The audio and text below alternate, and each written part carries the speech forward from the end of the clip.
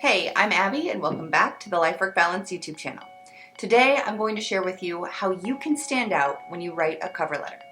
Now I do have a video about how to write cover letters and I've linked to that in the description box below, and I've put a card up above so you can open that and watch it after you watch this video if you want more details on how you can write a really good cover letter. But this video is all about how you can stand out when you write that cover letter. Before I jump into that, please go ahead and give this video a thumbs up if you're looking forward to learning about how you can stand out when you write a cover letter.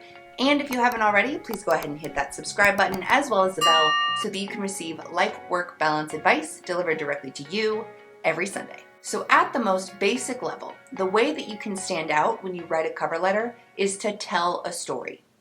Many times I've seen cover letters that are very generic and boring. It's to whom it may concern. Enclosed you may find my application materials. I'm applying for this position. Sincerely, name. That is really boring and it's a waste of someone's time to open up the cover letter and look at that document. So if that's how you write your cover letters and that's how you plan on continuing writing your cover letters, stop now because this video isn't going to matter to you. However, if you want to make your cover letters more enjoyable to read and more interesting to read, keep watching. When you apply to a position, you're likely uploading at least two documents, a copy of your resume and a copy of your cover letter. Your resume will likely be the document that is reviewed first. Your resume is what hooks the reviewer. It's the document that really entices them to want to know more about you and the experience that you bring. Your cover letter opens that door and gives a good picture of who you are as a person, as a professional, and as a potential employee.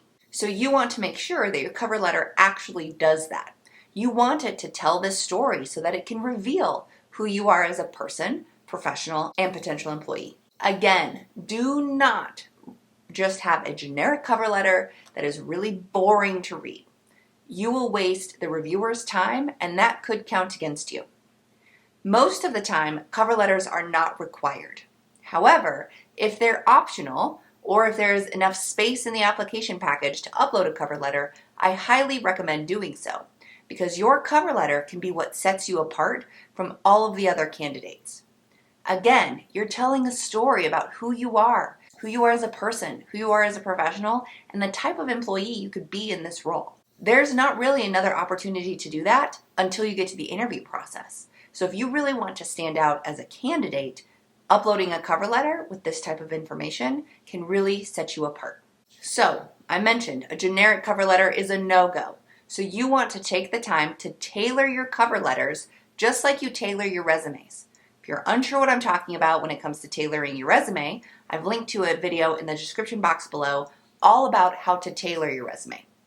Creating a tailored resume is one of the keys to job search success. Generic resumes, just like generic cover letters, are a waste of time when the reviewer is looking at them. Tailored resumes really give good insight into how you will fit into the job and what skills you bring that are necessary to be successful in the job that you've applied to. So tailor your resume and tailor your cover letter. Spend that a little extra time to do both so that you can stand out as an applicant. So, like I mentioned, I have this video that's all about how to write a cover letter. And in that video, I shared that there are 3 different parts to writing a cover letter. There's the introduction, there's the body, and there's the closing. So I've actually written a cover letter for a job that I saw with Meta, the new organization that was Facebook.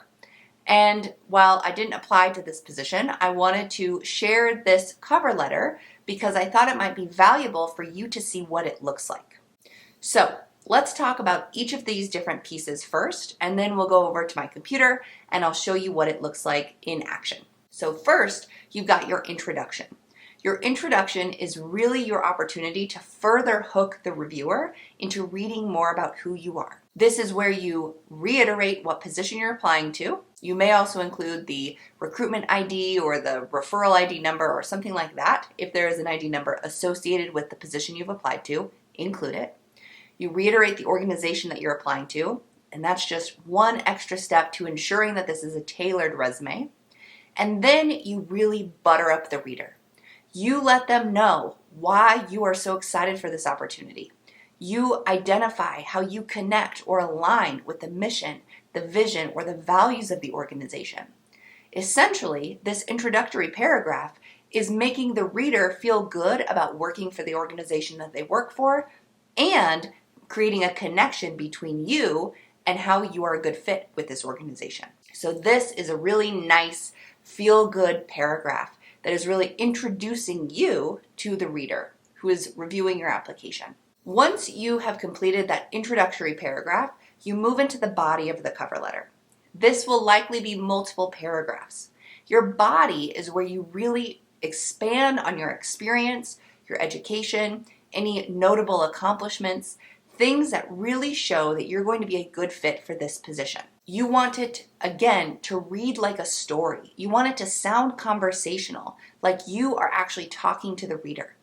You're wanting to connect your past experiences to this future position. You really want to describe how you are going to be the best fit for this position.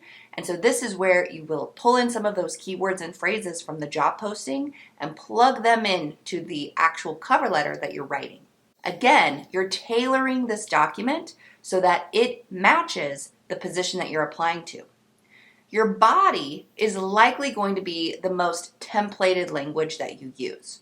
Because if you're applying to similar roles with other organizations, you can easily copy and paste the body of your cover letter and tweak it slightly as needed to meet the job posting or the job description. You'll plug in some keywords and phrases that really identify or align with the job posting that you are applying to. And so while this is the most templated portion of the cover letter, it's not going to be a true copy and paste. You'll probably copy it, paste it, and make some slight tweaks during the editing of the body portion. And then the third and final portion of the cover letter is the closing. The closing paragraph is where you reiterate your appreciation for this position and this opportunity to be interviewed. You want to make sure that you clarify or really highlight anything that makes you unique for this position. You also want to keep the ball in your court so that you don't just say, I'll be waiting to hear from you for an interview. If possible, like for example, if you know who the hiring manager is or if you know what the timeline is, you want to have some sort of call to action for yourself in that cover letter. So it leaves the ball in your court and isn't very passive. So for example, you might say, I'll gladly make myself available for an interview, and if I don't hear from you by the time this posting closes on such date, then I will reach out to so-and-so directly. You may not have that type of contact information, so you may just have to leave it as I will gladly make myself available for an interview. But if you do have additional information about who the recruiter is or who the hiring manager is, or you have a specific contact that you can reach out to, mention that in the closing paragraph because that will really let the hiring team know that you are for real about this position. You are willing to put in the extra effort to reach out to the recruiter or the hiring manager or HR to follow up on your status of this application. So let's move over to my computer and I'll give you a good example of what a cover letter might look like. Now again, this is just an example and this is very tailored to my experience and my background. So your cover letter should not look identical to mine because we have very different backgrounds and experiences. I just wanted to give you an idea of what a cover letter that's kind of in this story format with intro, body, and closing looks like. So again, let's move over to my computer and I'll show you what that looks like. So when it comes to writing a cover letter, you also want to make sure that it is between 1 to 2 pages long. You don't want an entire thesis that the person is going to have to read. So this example is only 1 page long. One of the first things that you'll notice is my header. So I have this very same type of header on my resume as I do on my cover letters. So you want to make sure that the fonts are the same and that the headers are the same so that if someone were to hypothetically print off your resume and your cover letter, they don't even need to use their brains to read what's on each document. They can just visually see that they go together. So you'll want to make sure that your header on your cover letter matches the header of your resume. You will also want to make sure that the font size and style matches the resume. So starting off with the example of this cover letter, I've got my header on there. If you like this header and you want to somewhat copy it, I actually have a free master resume template that you can download from my website. I've linked to that in the description box below, so feel free to use that as needed. You will be able to copy the header, which is very similar to this, from the resume to a cover letter. So you've got your header. Then you have the date that you've written this cover letter. You want the full date. So let's say that today's date is January 1st, 2023. You'll want to write that full date out at the top of your cover letter. You do not need to include all of the addresses or things like that. Then you want to list the person or the people that you're addressing this cover letter to. You want to list the department's name. So you could say, Dear Human Resources Hiring Team, or Dear Software Development Hiring Team, something like that. Or if you know the specific person's name, so like you know who the hiring manager is, you can list their name there. So Dear John Smith. From there, you move into your introduction. As you can see in this introduction, you want to butter up the reader and make a connection between you and the organization and make them feel good about the organization that they work for. You also want to ensure that you start off with the very first sentence describing the position that you are applying to. If there was a recruitment number or requisition number associated with the recruitment, list that as well, and list the organization that you're applying to. That way, it's clear that this is a tailored cover letter specifically for this role and for this job, and there's no confusion about what job you applied to. Once you've introduced the position that you've applied to and the organization that you're applying to, then you go into the warm and fuzzies of it. You want to list some sort of connection that you have to the organization. Again, this cover letter is written for a position that I saw with Meta. So I am tailoring this specifically to Meta. If you want to read this and get some ideas, please pause this video, take a moment to read the screen, and then keep playing. Once you have come up with the introduction, you move on to the body of this letter. Again, with the body, you're explaining your experience, you're explaining your knowledge, you're explaining your passion as it relates to this position and the organization. You're connecting these dots. What previous experience do you have that relates to this position? As you can see, the body isn't just one paragraph. For me, it's 3 paragraphs. And again, as I mentioned earlier, this body portion of your cover letter will likely become your template language to use for future cover letters.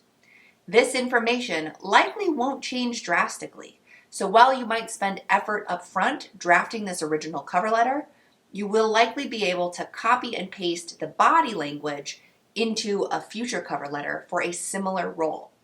Again, it's not going to be a direct copy and paste, but it will be copying from this document into your new document and then tweaking it slightly to use those key words and phrases and concepts for this new position instead of the old position that you applied to. Again, if you would like to read what my cover letter example says, pause this video here, take a moment to read, and then unpause and continue. Finally, we have the closing portion of the cover letter. Again, this is just a short blurb. You're reiterating your appreciation for this opportunity to interview. You're also thanking the hiring team for their consideration. Again, you want to try to keep the ball in your court, so to speak. Let them know that you will take the initiative and you will be proactive to reach out to them or follow up with them if you know someone who will be able to give you that update. So for example, if you know that this posting closes on January 1st, 2023, then you can say, I will follow up with this department, or I will follow up with HR at this email on this date to check for a status update on my application. I will gladly make myself available for an interview is another great phrase to use on your closing portion of your cover letter. So again, take a moment to pause the video here, read through my example of the closing, and then continue watching. As with all cover letters, you want to sign off your letter. So I like using the phrase with appreciation, but you can also say something like sincerely or some other closing phrase. Then have space to sign the letter. Hypothetically, if you were to print it off and sign it, that's where you would sign it. And then have your name as it appears on your application. You do not have to print off your cover letter, sign it, scan it, and upload it to the application. You can leave it just like this. Now, one thing I want to mention is that this is a Microsoft Word document. Do not upload Word documents, unless it's the only document type that's allowed, to your application. Convert this to a PDF. It looks better as a PDF. It's usually cleaner as a PDF. You can see that I have some suggestions on how to rephrase things in my cover letter. When you convert it to a PDF, those go away. So it looks much better. It feels more clean and it feels more professional. So once you've written this cover letter, convert it to a PDF and then upload that to your application package. So I hope you found this video helpful. Ideally, you are spending some time. It will be a lot of effort up front, but hopefully relatively easy to tailor beyond this. Hopefully you're spending some time creating a cover letter that is a good story and telling the story in a way that really hooks the reader and gives them insight or reveals information about who you are as a person, who you are as a professional, and who you are as someone who will potentially be an employee in this role. If you found this video helpful and you liked my example, please go ahead and give this video a thumbs up. And if you have any questions, comments, thoughts, or ideas, please throw them in the comments box below. I love receiving comments and I do my best to respond to each one individually. So if you leave me a comment, I will try to get back to you as quickly as I can.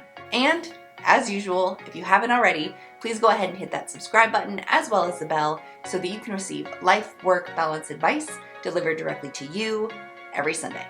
Thanks, and I'll see you next week.